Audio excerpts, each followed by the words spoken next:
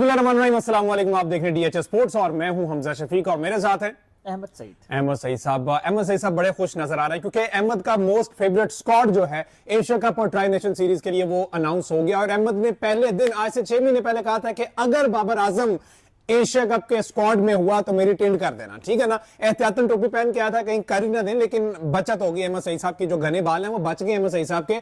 हुआ यह है कि बाबर आजम, रिजवान और इस तरह के बड़े नाम जो है वो एशिया कप और ट्राई नेशन सीरीज से बाहर हो गए। एक दफा अहमद के पसीने छूट पड़े थे जब कहा गया था कि बाबर आजम अगर ओडीआई सीरीज में परफॉर्म करेगा तो उनको क्वालिफाई किया जाएगा ट्राई नेशन सीरीज के लिए, वहां परफॉर्म करेगा तो उनको परवाना मिल जाएगा एशिया कप के लिए। वहां पर अहमद सईद साहब थोड़े से ठंडे दिखाई दिए। जो अपने घने बालों की इनको टेंशन थी वो मजीद बढ़ गई कि कहीं रगड़े ना जाए, लेकिन अहमद सईद साहब की बचत हो गई है। Babar Azam T20 Asia cup format जो खेला जाना T20 में, उसमें जगह बनाने में नाकाम दिखाई दी। और बहुत से लोग कह रहे हैं कि बिल्कुल सही फैसला है। इंडिया से बहुत सारी पोस्ट आ रही थी कि जनाब bad news for opponent teams के T20 स्क्वाड में रिजवान और बाबर नहीं, हालांकि उनको ये भूल गया था 152 फॉर 0। बहुत सी वजूहात है बाबर को बाहर करने की। बाबर से शुरू होते हैं, बाबर से खत्म होते हैं। तो ये जो स्क्वाड है T20 UAE series tri nation और स्क्वाड, उसमें जनाब साजिदा फरहान, आपको पता है, साइम अयूब है, फखर जमान, हारिस, सलमान अली आगा, हसन नवाज, खुशदिल शाह, एक नाम आपने जेब में रखना है, फहीम अशरफ, ये दूसरा नाम आपने जेब में रखना, क्योंकि इसके गिर्द ये वीडियो घूमने वाली है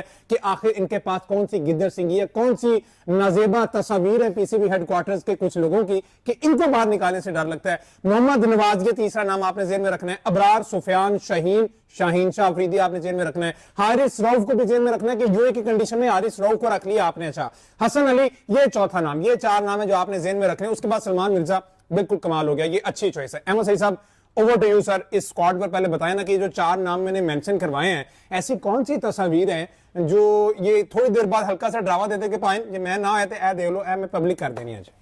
जी बहुत शुक्रिया, आपने मेरी बॉडी शेमिंग करने से आगाज किया, उसके बाद आप बाबर शेमिंग, अल्लाह माफ करे, कौन सी बॉडी शेमिंग है वो ये 3-4 नाम ले लिए हैं। तो मैं, अगर आप इजाजत दें तो 3-4 नामों पर आने से पहले जो बाबर आजम के ऊपर आपने बात की उसके ऊपर थोड़ा सा अगर मैं कमेंट कर दूं, क्योंकि आपने डायरेक्टली मुझे उसमें हिट किया है। हाँ। मैं बाबर आजम को इसलिए कहना शुरू हुआ था कि ये टीम से बाहर हो जाएंगे कि जो बिल्डअप होता है ना चीजों का, वो आपको बता रहा होता है कि ये चीजें किस तरफ जा रही हैं। ये एक डिबेट अलग है कि बाबर आजम को T20 स्क्वाड में होना चाहिए या नहीं होना चाहिए, लेकिन जिस तरह से बाबर आजम को ट्रीट किया गया है उसके मुताबिक मैंने उस वक्त ही ये प्रेडिक्ट किया था, और गालिबन मैं पहला आदमी था पाकिस्तानी मीडिया में जिसने ये बात बताई थी। उस वक्त बाबर आजम पाकिस्तान की by the way T20 team का हिस्सा थे। दिसंबर 2024 में ये पाकिस्तान की T20 टीम का हिस्सा भी थे, और PSL में भी इन्होंने 288 रन किए हैं 10 इनिंग्स में, 350 भी उन्होंने स्कोर किए हैं PSL के अंदर भी। उसके बावजूद भी मैं आपको ये बता रहा था कि बाबर को ये टीम से निकाल देंगे, क्योंकि जिस तरह से प्लेयर्स को के साथ रवैया चल रहा है इनका, यानी आप एक प्लेयर को ये कहते हैं जो वर्ल्ड क्लास प्लेयर है, जो 3 साल वर्ल्ड नंबर 1 रहा है ओडीआई क्रिकेट में,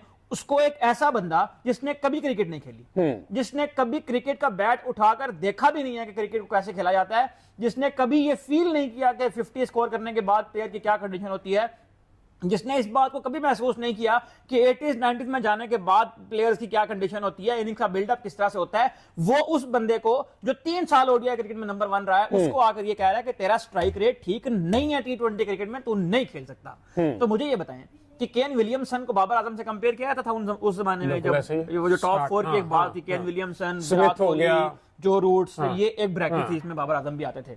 तो क्या केन विलियमसन को उन दिनों में माइक हेसन ने सिखा दिया था रैम शॉट मारना? आज तक तब भी नहीं। क्या माइक हेसन ने केन विलियमसन की गेम तब्दील की थी? क्या माइक हेसन ने केन विलियमसन से रिक्वेस्ट की थी कि आपको स्ट्राइक रेट इंप्रूव करना है? तो ये वाली केस स्टडी बाबर आजम के ऊपर अप्लाई क्यों नहीं हुई? आप होते कौन है बाबर आजम को ये बताने वाले कि तेरा स्ट्राइक रेट ठीक नहीं है T20 क्रिकेट में? नहीं, आप होते कौन है बाबर आजम को डिक्टेट करने वाले? मैं इस पर बाद में आता हूं कि बाबर की T20 में जगह बनती है। हाँ। अभी मैं सिर्फ ये बात कर रहा हूं कि आप जिस तरह से प्लेयर को जलील करते हैं ना, भाई बाबर आपके प्लान का हिस्सा नहीं है ना, तो मूव ऑन करें, छोड़े। आप भाड़ में गया बाबर आजम, भाड़ में गया मोहम्मद। आपने कहा ना कि आप होते कौन है बाबर आजम को करने वाले? मुझे पहले बताओ, बाबर आजम चूचा है? बाबर आजम क्या छोटा बच्चा है? बाबर आजम एक औरा का नाम है। बाबर आजम पे पाकिस्तान की क्रिकेट चलती है और आगे चलेगी बाबर आजम के नाम के। उसको नहीं पता था, इतना बाइख्तियार के वो वाहिद कप्तान था जिसकी वीडियो प्रॉपर पीसीबी ने शूट करके एक इसको हीरो के तौर पर पेश किया। ये वही बाबर आजम। क्या बाबर आजम, क्या रमीज राजा के जाने के बाद बाबर आजम बेबस हो गया? बाबर आजम के अपने कोई असर रसूख नहीं था,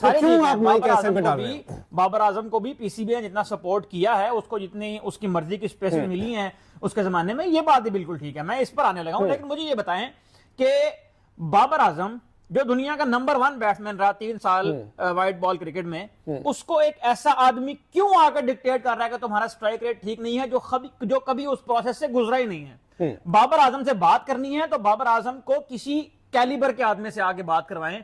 इंजमामुल हक ये बात कहता हुआ अच्छा लगता है, चलो किसी शख्स में रमीज आ जाए ये बात कहता हुआ अच्छा लगता है कि वो पाकिस्तान क्रिकेट बोर्ड का चेयरमैन था और थोड़ी क्रिकेट खैर काफी के अलावा थोड़ी बहुत परफॉर्मेंस है उनकी। 2 सेंचुरियां पूरे 13 साल क्रिकेट खेली है उन्होंने, 13 साल में 2 टेस्ट सेंचुरियां उनकी। रमीज आजा भी चले, कुछ ना कुछ तो खेले हुए ना। ठीक है, मैं ये बात कर रहा हूं कि आप बाबर आजम क्या, ये माइक हैसन बातें करके 18, 19, 20 साल के नौजवान लड़के को करता है ना, जो अभी ग्रूम हो रहा है, जो को ले लो। अच्छा, मतलब वो भी एक अजीब सी बात होगी कि साइम अयूब को आगे बता रहा है सिर्फ इसलिए कि माइक हैसन ने एक कोचिंग का कोर्स किया हुआ है और सिर्फ इसलिए कि वो न्यूजीलैंड की टीम के साथ कुछ अर्सा काम करता रहा है, इसीलिए वो यहां पर आकर लोगों का, मतलब जिस तरह का हम खैर मकदम करते हैं गैर मुल्की कोचेस का, वो भी ये सोचते होंगे कि पता नहीं हम को प्रिंस हैं या हम पता नहीं कहेंगे बादशाह लगे हैं किसी रियासत के, जो हम कहें वैसे होता जाए। तो भाई बाबर आजम अगर आपके प्लान का हिस्सा नहीं है तो निकाल दें। और जो आपने बात की है ना, बाबर आजम को भी ये बात समझनी चाहिए कि भाई अगर वो नहीं रख रहे तो आपको जहां जहां मौका मिल रहा है वहां वहां आपको रन करके देने हैं, ताकि जब इनको जरूरत पड़े तो ये वापस आपकी तरफ आए। अब बाबर को नहीं रखा, अब इस पे आ जाओ ना, बाबर को नहीं रखा, इस पे बताओ बाबर को रिप्लेस यहां पर किसने किया? बाबर को वो जो एक गैप है कि जब सारे एकदम कोलैप्स कर देंगे वहां पे बाबर खड़ा रहता है, तो इनमें कौन सा ऐसा नाम है कि खुदा ना खास्ता अगर आप अफगानिस्तान के खिलाफ कोलैप्स कर जाते हो, इस ट्राई नेशन सीरीज से आगाज कर लो, 20 रुकनी टीम जो अनाउंस किया स्क्वाड, उसमें कौन है बंदा? देखें, ये जो सवाल हुए ना माइक हैसन से कल प्रेस कॉन्फ्रेंस में, एक तो खैर उन्होंने उन सवालों को इस तरह के जवाब दिए, उस पर भी मुझे थोड़े से एतराजात हैं कि उनसे सवाल ओडीआई का होता है, वो जवाब T20 का देते हैं, और T20 का जवाब हो तो फिर वो जो उनकी अपनी मर्जी की कारकर्दगी है वो कहते रहेंगे हम 9 मैच में से 6 मैचेस जीते T20 के। आपने ये नहीं बताया कि आप बांग्लादेश और वेस्ट इंडीज से सीरीज हार कराए। तो ये जो सवाल आपने पूछा उसमें जाहिर है इस पूरे स्क्वाड में तो एक सलमान अली आगा एक ऐसा नाम नजर आ रहा है कि जो टीम को वो बैलेंस फराहम कर सकता है जिसकी उन्हें जरूरत है, अदरवाइज कोई ऐसा प्लेयर नहीं है। आप कप्तान बनने के बाद आगा कि अपनी परफॉर्मेंस क्या रेट कर रहे हो, कैसी है? अभी हमने 3 बांग्लादेश और वेस्ट इंडीज देखा, तीनों में क्या परफॉर्मेंस रही है? देखें, जो वेस्ट इंडीज वाली सीरीज है उसमें जाया उनकी पोजीशन ऊपर नीचे होती रही, वो खुद करते रहे, कप्तान थे ना, सैक्रिफाइस थे। हालांकि उसको चाहिए था कि अपने आप को स्टेबल करता, आगे इंपॉर्टेंट इवेंट है अपने पे फोकस करता, उस जगह पे खेलता। कंडीशन नहीं तो यूएई में खास तौर पर शारजा की पिच के ऊपर आपको एक बैटर की जरूरत पड़ेगी जो आपको आगे, आगा यूएई की कंडीशन में कहां पे खेलेगा? देखें नंबर 4 पर ही खेलेगा ना अगेंस्ट इंडिया। आपका तो फिर अगर 4 नंबर पे प्रैक्टिस करनी थी, साइम अयूब है और फखर जमान है, इनके होते हुए 3 में तो नहीं आ सकता, इनके इसके बाद भी चौथा नंबर पर मोहम्मद हारिस आएंगे अगर ये 3 खेल गए तो।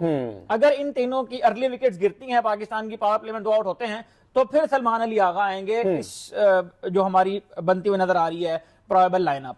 और जब दुबई और शारजा में ऐसा नहीं होगा कि आपको 200 रन की T20 मैच, वहां पे आपको 140 150 की ब्रैकेट के मैच मिलेंगे। दुबई में भी अगर ड्यू फैक्टर हुआ और पाकिस्तान उसमें लकी रहा कि पाकिस्तान टॉस जीत गया तो उसका एडवांटेज हम लेने में कामयाब होंगे, वरना ऐसा नहीं होगा यहाँ पे कि लंबे लंबे स्कोर बनेंगे। और यहाँ ये कंडीशंस पाकिस्तान को सूट करती हैं, ये बात बिल्कुल दुरुस्त है। और पाकिस्तान ने जो टीम इस वक्त बनाई है जो हमारे सामने पड़ी हुई है, इसमें से अगर कोई एक दो लड़के परफॉर्म करके तो T20 ऐसा फॉर्मेट है कि जिसमें एक लड़का जो है एक बैटर भी चल गया तो एक बॉलर चल गया तो वो मैच साइड पे कर देता है। लेकिन जिस तरह का आप बिल्डअप लेकर जा रहे हैं, जिस तरह की आप माइंडसेट वहां पर लेकर जा रहे हैं, आप बांग्लादेश और वेस्ट इंडीज से हारे हैं और आप ये बात लिख के रखें, आज मैच लिखवा के साइन कर लें कि अफगानिस्तान की टीम ने आपको दुबई में टफ टाइम देना है, और उन्होंने दिया।